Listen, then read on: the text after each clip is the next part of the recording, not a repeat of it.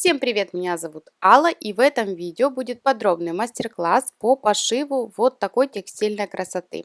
Шьется очень легко, из самых мелких и ненужных остатков от шитья можно также использовать абсолютно разные ткани и применять в абсолютно разных изделиях. Долго тянуть не буду, приступаем. В качестве основы и утеплителя я использую Slimtex 150 грамм на квадратный метр, но можно использовать абсолютно любой другой утеплитель. У Slimtex есть с одной стороны как бы флизелин, со второй сторона пушистая. Я буду нашивать на пушистую сторону.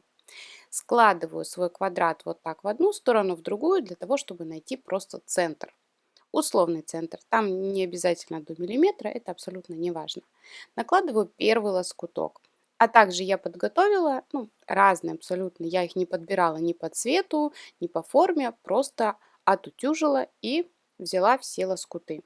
Накладываю лицом. Сначала вот так прикладываю, смотрю, как мне больше нравится.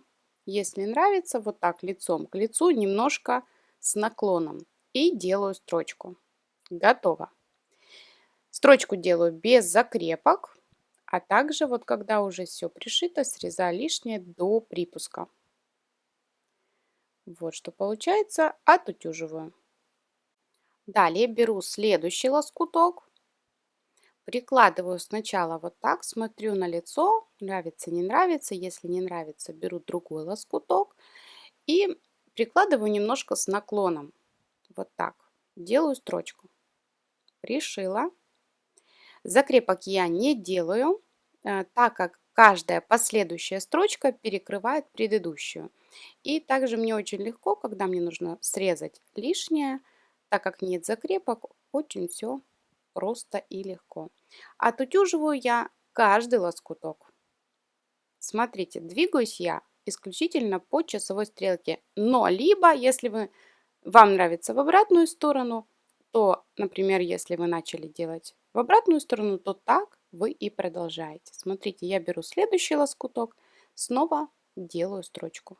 Готово. Продолжаю двигаться по часовой стрелке, прикладываю еще один.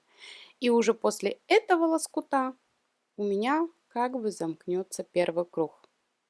Также смотрите за тем, чтобы в первом этом условном круге было не меньше 4 углов, то есть не меньше 4 лоскутиков пришито. Далее я продолжаю также двигаться по часовой стрелке и перекрывая предыдущий уголок. Вот так беру, смотрю, если мне нравится, вот так накладываю и прошиваю. Следующий лоскуток я снова перекрываю уголок, который у меня вот тут получился. Вот так. Прикладываю, смотрю, что мне хватает. Лицом к лицу обязательно, да. Проверяю еще раз и снова делаю строчку. Готово. Далее двигаюсь я все так же по часовой стрелке. Вот следующий уголок. Беру лоскуток, прикладываю, смотрю. Также вот тут можно срезать лишнее. Ну, я обычно это сразу вот так и делаю.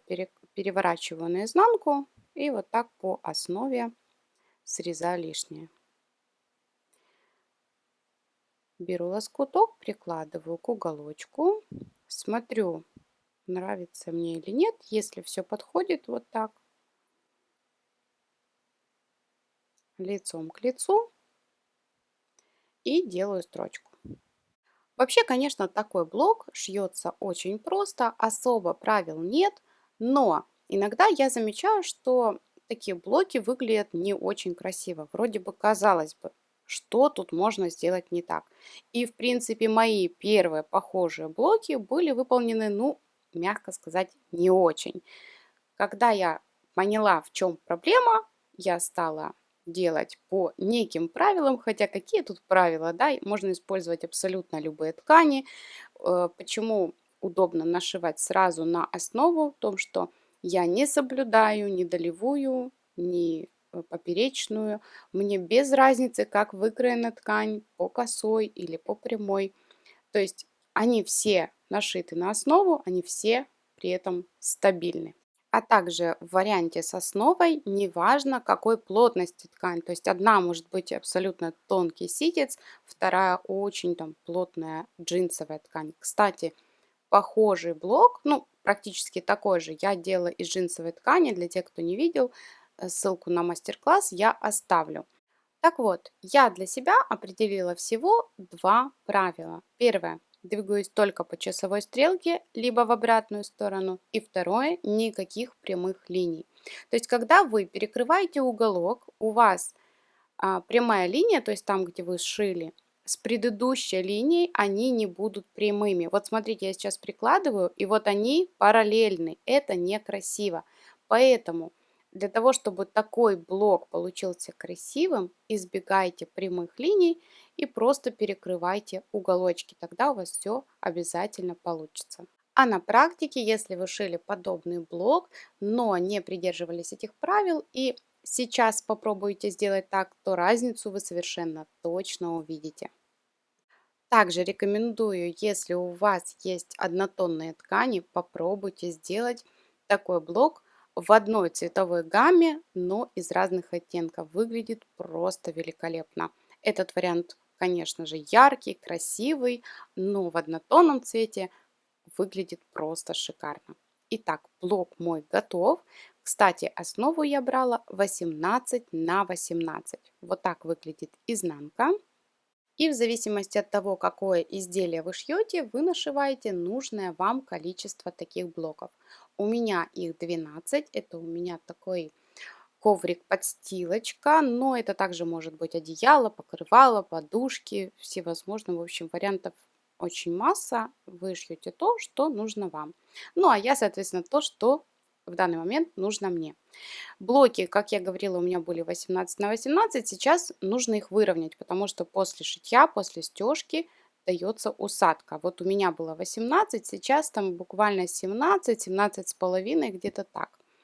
У меня есть квадратная линеечка, она у меня 16 на 16. И вот все блоки я буду равнять по ней, но я буду не обрезать, а ручкой просто обведу. Если у вас, например, большой блок, там 50 на 50, да, берете просто шаблон и по нему каждый блок вот так обрисовываете. Также я вырезала из обычной ткани для изнанки вот такой квадрат. Я его не равняла. Изнанка к изнанке вот так складываю и по намеченной линии делаю строчку. Строчка готова. Вот так это выглядит с лица. Вот такая изнанка. Сейчас я беру ножницы и близко к строчке, отступая буквально 1 миллиметр, срезаю припуски. Таким образом у нас будет зафиксирована подкладка и все будет очень ровненько и красиво. Так делаю со всеми блоками. Готово. Смотрите, какая уже красота получается. И сейчас мне нужно эти блоки собрать. Сначала я буду собирать линии, а затем уже, ну, то есть сначала по горизонтали, затем по вертикали. Для этого я вырезала две полоски. Вот это у меня полоска. Я ее краила просто на ширину своей линейки. 2,5 сантиметра. Очень удобно. А вторая полоска для изнанки из той же ткани, которая у меня на изнанке, но это тоже не обязательно, можно взять и другую. Она у меня шириной 4,5 сантиметра. Вот эту ленту, которая 4,5 сантиметра, я ее заутюживаю пополам, лицом к себе, ну то есть изнанка к изнанке. Теперь беру лицевую ленту, которая 2,5 сантиметра, прикладываю вот так к лицевой стороне блока, а ту, которая заутюженная, открытым срезом вот так прикладываю к срезу блока и все это вместе прошиваю. Делаю строчку, лишнее срезаю. Вот так это у меня получилось. Лицо, изнанка, все ровно, все красиво. Теперь беру следующий блок, который мне нужно пришить. Складываю лицом к лицу, отгибаю вот эту ленту лицевую, совмещаю с блоком, смотрю, чтобы все было ровно. Тут контролирую. Вот так выравниваю. Можно сколоть, можно сметать и делаю строчку. Вот эту ленту я не трогаю, нижнюю, которую изнаночную. Пришиваю только к лицевой. Вот что получилось. Теперь лишнее тут можно срезать. Теперь смотрите, вот так выравниваем припуски. Если что-то лишнее можно срезать. Вот тут, например, да, вот у меня не очень красиво ложится, я немножко подрезала. Ленту отгибаю вот так и скалываю. Скалывать обязательно, потому что под машинкой она может немножко... Вот смотрите, что получается. Вот так. И делаю строчку. Строчку прокладываю прям вот тут, вот так, в шов. И получается на лице эту строчку не видно, и на изнанке все зафиксировано. Вот смотрите, строчку я уже сделала, вот такое лицо и вот такая изнанка. Если вам не нравится машинная строчка на изнанке, можно сделать потайным стежком, просто пришить. Все будет точно так же хорошо держаться. Теперь беру следующий блок и пришиваю точно так же. Беру 2 ленты, пришиваю с одной стороны, с другой и так собираю все ряды. Собрала у меня 3 ряда. По вертикали я их между собой собрала, теперь по горизонтали. И тут, в принципе, все точно так же, но только ленты будут длиннее. Прикладываю одну, вторую и сшиваю. И, кстати, размеры, то есть ширина лент, не в зависимости от того, какого размера ваши блоки, она не меняется. То есть 4,5 и 2,5 сантиметра. Вот что у меня получилось. Все блоки я собрала. Теперь мне нужно сделать окантовку. Для окантовки я вырезала ленту шириной 6 сантиметров. Вырезала ее из той же ткани, которая соединяла лицевые стороны. Складываю ее пополам, изнанка к изнанке. Сначала проутюживаю. Если у вас короткая лента, как у меня кусочка не хватало, я просто сшила и швы в разутюжку. Вот, заутюжила пополам, также заутюжила начало, вот так. Ну, сделала такой припуск. Прикладываю лицом к лицу, вот так, и полностью пришиваю. Готово. Вот так выглядит соединение. Тут немножко со скосом. Это когда вы будете выворачивать, все там будет отлично. Теперь выворачиваю вот так наизнанку. Хорошо подтягиваю. Вот. И получается нужно перекрыть шов.